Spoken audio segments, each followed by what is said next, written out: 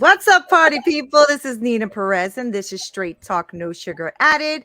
And I am so glad you are freaking here because you can be anywhere else, but you decided to listen to this podcast. So thank you guys for being here. As you guys know, I like to discuss like real life topics, tools, technique, business stuff, all that great stuff. And I like to find the best humans on the planet to come on here and talk to you about this, right? So I'm going to probably mess this all up.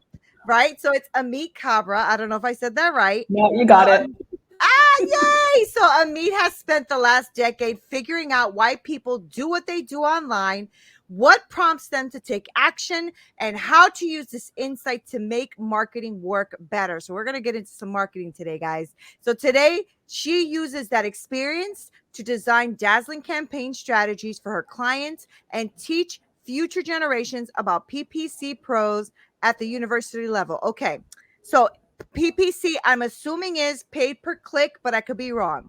No, you're correct. Right? Yes. I know a little something, a little something.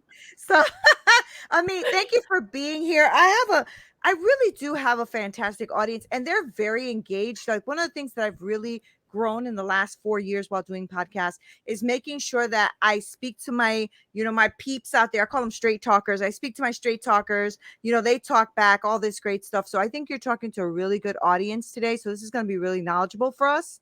So Ameet, the first question I always ask, and people always look at me in different ways and like they don't know how to answer it, is who is Ameet? Tell me who you are. Gosh. Honestly, I feel like a lot of my life and like my entire identity is wrapped up in work, much like any other entrepreneur really at this point.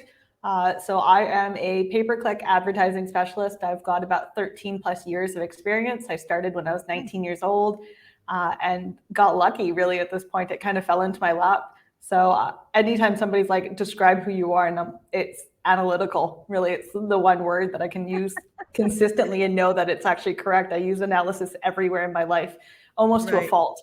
So yeah, I think that's basically who I am, an analyst. There you go, an analyst. Okay, so look, what made you do that at 19? Because I'm trying to think. So that's like 19. How long did you say? Like 19 years ago? No, 13 years ago. So I'm 32 now. Ago. 13 years. So things have changed, right? From when you started 13 years ago, because I know things have definitely changed on my end, trying to learn and navigate all of what Google is, what paid ads are. I mean, it's really gone. I think, people say it's very simple, but I guess it's simple to an analytical mind, maybe, right? But when you're not into that or doing that, you don't know much about it. So this is going to be a good conversation because I know that I speak to a lot of people. I think this is probably close to podcast almost 300 or something. And I realize that it's, speaking to a lot of people, we all come from different backgrounds, right? So I know that I have a lot of authors, a lot of coaches, consultants, real estate people, like a lot of different people that listen to the show. So I do want to bring your expertise to the table. So if you can tell me, what is it that you saw when you said, when I was reading your bio, you were watching people and seeing what actually prompted them to action. So what does that mean? I kind of basically that. I watch people online, almost like a weird, creepy stalker will put on video recorders on your website and actually watch people go through the entire site and just try to figure out if there's like a pain point that we just haven't seen before that's causing people to or causing friction in regards to a sale or a lead or something along those lines, and then figuring out what type of phrasing people are using when they do go into Google and say, hey, I'm looking for, let's say, a realtor in Connecticut or something. The language that they're using, although similar, across the globe, it's still a little bit different. So it's more or less just figuring that out. What kind of words are they using? What type of people are actually converting? Are they male? Are they female? Are they in a certain age demographic? Basically everything and anything, even to the point where of like trying to figure out if you watch sports or not, and figuring out if that'd be a good mix for a certain client. So it's almost like we know you just as well as you know yourself to a certain degree, which I can understand feels like a little violating, but at the same time, especially now with everything moving off of third-party cookies and going into first, a lot of people are rejoicing and saying, hey, we get our privacy back, but at the same time, it opens us up for advertising that's not meant for you. And Yeah. I've already Yeah. seen on my end where things that should be going to men are coming to me again. And Mm-hmm. that doesn't necessarily make any sense. So for me, I would much rather have advertisers have that information, know that I am a female in my 30s, and have really targeted ads. So that way they're actually giving me something that I actually need or want versus seeing just like a bunch of random ads and then going, this doesn't make any sense for me. Mm-hmm, mm-hmm. So when you're talking about getting the ads, are you talking about like spamming your email and what you're seeing on your feed and social media? Is that what you're referring to? Yeah, so we do social advertising as well through Facebook and Instagram. Okay. So on that front, obviously the loss of third party is has been a little bit trying, but not as bad as everybody had initially thought it was going to be. There's still a couple that slip through the cracks, of course, where we're getting irrelevant ads. But on the Google front, it's very targeted in the sense that you actually are showing yourself to people who have specifically asked for something. So if it's a plumber and there's a burst pipe, then at the very least you're going to be like, I want to bid on burst pipes. Somebody inquiring about how to fix a burst pipe, and then I'll put my ad up and be like, you know what, you're not the expert. I am. Hire me instead. Because there's a lot of Mm-hmm, mm-hmm, DIYers, and then they mess it up even further, and then it costs them significantly more. So we yeah. want to kind of just get ahead of that. Mm-hmm. So it really depends on what platform you're on. But if you're looking at it from a purely, I guess, like social advertising side, the loss of third party has kind of created some irrelevant ads, which kind of sucks, but it is what it is. Yeah, right. It is. I know it is what it is. At the end of the day, we're kind of like at the mercy of whatever, these big companies decide to do, right? So it's like people are always like, algorithm, where are you? It's like, I don't know, algorithm does It's the whatever hot word. algorithm does. Yeah, yeah, it is. It is a hot word. So tell me about what that means for like a coach, consultant, a small business, right? What does that mean to them? Like if they call you, right? So they say, "Me, I don't know what the hell's going on. I don't know how to get clients. I don't know how to get customers in the door." What is that process for you? What do you look at? What do you do with them? So we'll sit there and look at it in regards to what their market looks like. Different sectors have different competitiveness. Sometimes it's low competition, sometimes it's high, and then from there we're able to kind of just take a look and see what kind of keywords we want to be targeting on, which will hopefully bring in some leads, and then we'll look at the overall budget as well, what you need to be spending on a monthly basis. So the way that we work with clients right now is on a month-to-month basis. And essentially what they do is they give us their advertising platform, and we kind of just go off into the wind and do what we're supposed to be doing. Oh, Of course, we okay. have clear communication with that client as well. So if we're researching keywords or even writing ad copy, we make sure that they sign off on that just to make sure that it's like in line with their brand, but also what they're looking Mm-hmm. for. Because at the end of the day, you know your business better than I will ever know your business. Um, Right. and there's just so many industries really at this point, and I don't really want to confine ourselves into one industry because I just find that Yeah. a little boring and a little too easy. I love a good challenge, so I Mhm. like to have different industries that way we know a little bit of everything, but then we rely on that client to kind of fill in those gaps for us. Okay, so then so your team or your agency, what you do is so you're going to talk to a person, see what it is that they want. Now, do they already have to have like an ad or something running and then you guys kind of take that over, or you're helping them build that all out? It's either or. The preference is having taking on an existing account just because there's so much data already in there, so we can actually just improve upon what your efforts were. I see. But I that see. doesn't mean that just because you've never done it before that you're not a good client.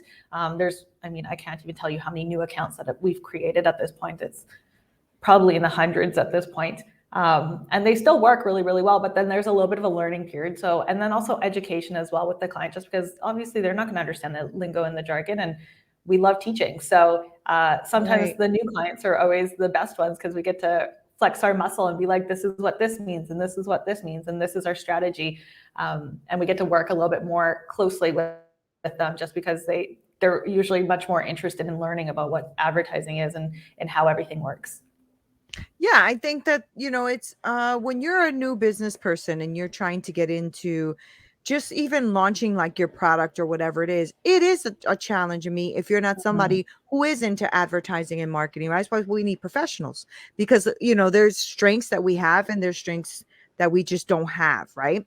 And so that I know that I speak to a lot of coaches, and a lot of them that I've spoken to, that's one of their biggest challenges, right? Is getting people through their website or to their, product, whether it's an online course, whether it's a one-on-one coaching, whatever that is, that seems to be where the challenge is. So if you were talking to someone, just having coffee with someone, and you just like decided that you wanted to give them one tip on how they can improve something, how they can improve getting people to their website. And I know that's a big question because there's a lot of different industries and a lot of different ways, but what do you think is the one big strategy somebody should look at, especially if they don't know what they're doing or haven't started? I think it really boils down to what your budget is. If you don't have Okay. money that you can set aside for advertising every single month, I usually suggest going the SEO route. So writing content, addressing the pain points, and installing something called Google Search Console onto your website. It's a free tool to use through Google. You have to just put like a piece of code onto your website, and then it just starts collecting data. And essentially what ends up happening is it'll actually show you all the search queries that you showed up for, and then how you ranked for them as well, in a sense. And then how many Oh. clicks you actually received off of them, if you did receive any clicks. So then from there, you can kind of get a good idea of what search terms your potential customers are putting in, but also what your website's ranking for. So if, let's say, I'm a cheese vendor who only sells Gouda, but I'm showing up for mozzarella, then I know that there's something wrong with my website, that I need to create more Gouda Ah. content. And then it kind of just helps you keep that ball rolling, because really at this point, we don't know what we don't know unless we actually have that data in front of us. So a lot of business owners don't really know about Google Search Console, and that's usually one of my first places to go, even for a PPC as well, because that's great data for us to know as like long-term kind of, or not long-term, sorry, long tail keywords. Something that's a full-on sentence. We want to know what people are searching in that, and maybe get a better idea of what we should be bidding for as well. So it all kind of goes all together in a way. I feel like a lot of Yeah. people look at SEO and PPC as competitors, and I don't see that. I think they work hand in hand. Yeah, it sounds like they do work hand in hand, and it's a smart way too, because I think most of us, right? And I'm talking about the people that don't really know how to do like ads and all that kind of stuff, right? So a lot of us who start our businesses think that if we put our website out there, people will find us just because, right? Just because we exist. And let's be real, there's millions of websites, right? So that's really smart. So the Google tool is a good one to put on your website. Now, do you put it on your search bar, or do you actually embed it into your website?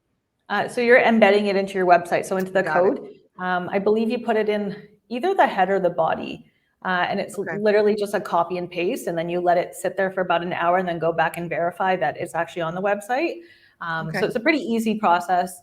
There's a lot of video content on how to do it if you're not super tech literate, I guess is the word. Hmm. So if you kind of put up your website and went, okay, done.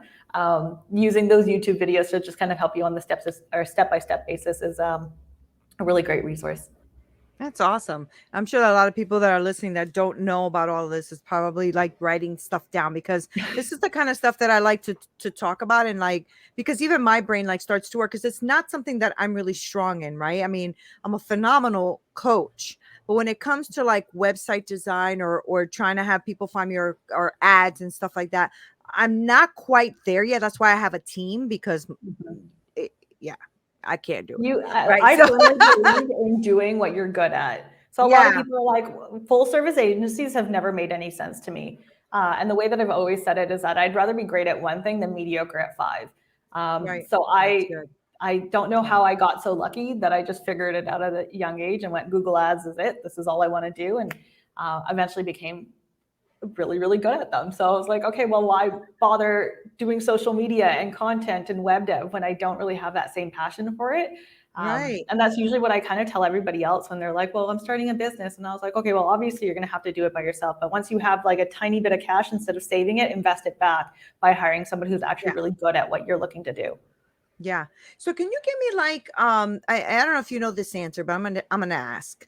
Do you know what is a good budget for someone, let's say who's just starting, right, and has like maybe very limited resources? I love the first part you gave us already.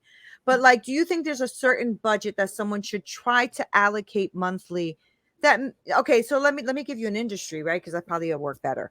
So let's say it's somebody selling fitness stuff like fitness bands or something like that, right? And they're trying to really sell these bands. They're good bands, whatever have you.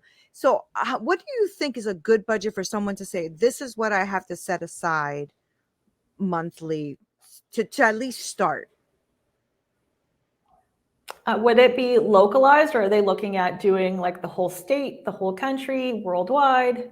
Yeah, see, I knew you were gonna say, like, girl, give me some info.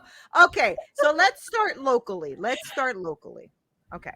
Locally, you could actually get away with starting with like as little as 250, Okay. 500. It doesn't necessarily have to be thousands upon thousands of dollars. When you're working with an agency, you would have to kind of get to a place where you're spending thousands of dollars, Yeah. just because obviously you're hiring specialists and then they have their management fees as well, and you want to make sure that you're getting the best bang for your buck at that point. But you Yeah. could easily Yeah. hire like a freelancer who's willing to work on an hourly basis and pay them maybe for 5 hours a month just to manage it. um, so yeah, you could start as little as 250, 500 and see some results, but there's also that trial and error period that you have to also account for. So usually when we're working with clients, we say 3 months. We want you here for 90 days before you even start considering leaving, because we want to look at what seasonality looks like. We want to see what everything, like there's just so much to do. We can't figure it out in a Yeah. month, unfortunately, Yeah. as much as we would love to. And sometimes we are able to figure it out in a month. And usually a lot of clients are like, oh, so we have to wait 90 days before we see results. And the answer that comes out of my mouth is yes, but the goal is to get results on day one. And then, or a little bit after that, really at this point. So it really just kind of boils down to how competitive everything is, how much money you're actually spending, and then how you're Mm-hmm. splitting that Mm-hmm. budget as well. So a lot of our clients will do Facebook and Google. So when we're taking a $2,000 budget, we have to split that in half. Right. So for them, it's 2,000 in their minds, but for us, it's 1,000 and 1,000, and that's a Right. completely Right. different Right. ballgame for us. Right. Do you think it's smart to do that? Like to have different pockets of your money going in different places? Like, so just the example you use, is it I'm just trying to, I guess, like surmise in my brain. Is there a smarter way? You as a professional think is a smarter way to do it. Like, is it smart to put a little money in, I don't know, one social media and then other social media and ads, or is it just better to start with Google Ads? Like, what do you think is the best tool, or I one think of the ones you lean towards? it really boils down to the business in itself. So a lot of, or not a lot, Okay. but some of our clients have started off half and half and it's worked perfectly. Okay. And then in Okay. some cases, what we've seen is one platform has performed really, really well and the other one hasn't. But sometimes they're just adamant on keeping it all in those two Yeah. buckets. So for me, it's more or less of keeping an open mind. If what you think is going to work doesn't work, just pull the money and just put it to where it is. Because really, at the end of the day, this is a business. Yeah. Like we're in the game of making cash. Right. So I just don't like the idea of continually keep on trying with a platform when it doesn't. It's proving to not work for us. So if Facebook Mm-hmm, mm-hmm. doesn't do what needs to do, I'd rather take that 1,000, put it into Google, and just try to amplify results as much as we possibly can. Right. Yeah, that makes a lot of sense. And I think that that is probably one of the downfalls to a lot of new entrepreneurs is, it's sometimes it's that loyalty to whatever the platform is that can sometimes harm you, right? Because if Mhm. even though you might be loyal to it, doesn't mean that it's giving you back what you need. So I love Mhm. that. And I love that you are very honest. You know what? Give us the 90 days. I love that because you get a lot of like immediate gratification from people who are just taking your money and they're acting like that this is happening for you and then it's not, right? So when I Mhm. first started in my podcasting world, I used to say, oh, this person's going to advertise for me, and it would be great. I would get a lot of like supposed feedback and subscribers and whatever, but as soon as I stopped, so did everything, right? And then you're like, oh, okay, so were those bots? You know what I'm saying? Like, I'm thinking to myself, I'm like, so okay, and that's a little bit unfortunate, right? Because that happens to a lot of new people coming on. I mean, that's why I wanted you on here, because you are a professional and you know what you're talking about. This is something that you do, something you've been doing for a very long time, and I think it could be a very great resource for the people who are listening, as opposed to trying all of these little quick, fix things that then don't give them the results that they thought they were going to get, but now they're out of pocket. They're out of pocket, right? So tell me about that. I Yeah. mean, like, if somebody calls, if somebody's listening to the show right now and it's like, you know what, Ameet knows what she's talking about. I'd really like to get on board with that. What is that process? What does that person have to do to start working with you in your agency?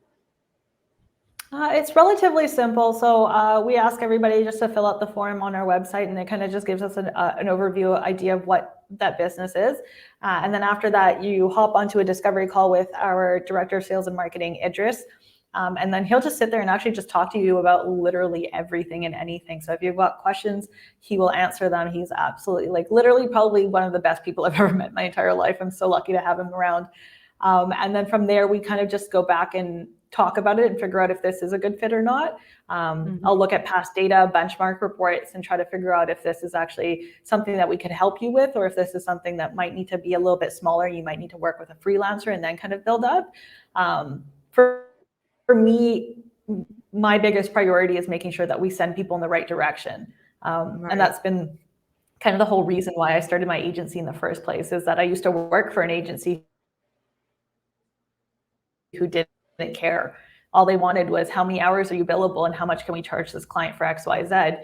And I hated that. It just didn't feel right to me. So for me, it's more or less of just making sure I'd rather let go of that sale and have you be confident that you're in the right direction, than to make, I don't know, like $3,000 or something off of you over the 3 months. And then lose you at the end of it all. Like, it just doesn't make any sense to me. I don't understand that logic when it comes to agency life. But yeah, so that's basically our process. Yeah, I think, for them, unfortunately, business is business and you're just a number, right? And that happens a lot. So, unfortunately. But so tell me this, before we wrap up, I do want to know, is there a budget minimum for somebody who calls you and says, Ameet, I need your help. This is my budget. Do you have a budget minimum to work with your agency? And all of the information about your agency, because I know there are people listening that are going to want to, reach out. So for us, we just have a minimum retainer amount. So it's $1,000 a month. And that's for the 3 months, and then ongoing if you choose to continue, which is usually the case for us, thankfully. So the budget really depends on what you want to do underneath a certain tier. So basically up to 5,000, up to 5,000 ad spend, it's $1,000, and then it goes into a tiered model that I don't know off the top of my head. And I think even just explaining it verbally might be a little too confusing. So that's basically really like how we bill things out. And then we'll, depending on the budget, we'll look at whether we need to look at multiple platforms or just strictly one.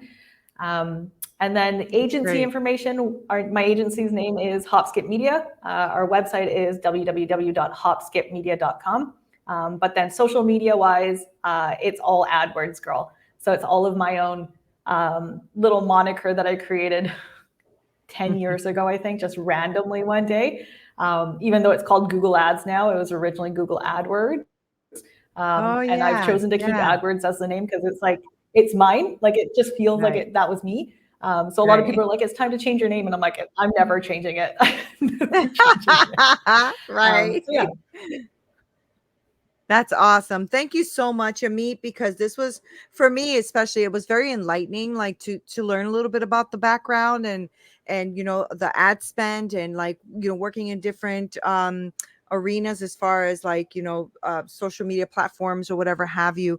And I think that's really good, and it's really good that you came on too, because I don't think I've had anybody yet with Google Ads. So this was good, and it's a good way to give my audience good information, because like I said, Ameet, sometimes you think if you just hop onto some of these websites where you can find someone to do this for you, and then they don't deliver or they fake deliver, then you're kind of in trouble and you don't know what to do. You kind of throwing your money at the wall, hoping something sticks.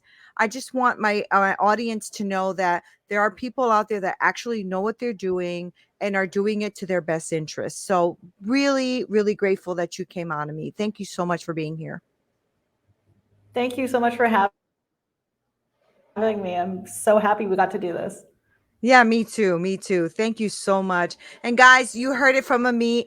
Make sure that you get on there, because you know what? I know a lot of you are always trying to reach out and see where what you can do and where you can go to get like more traffic to either your website or your business or your brick and mortar, whatever it is.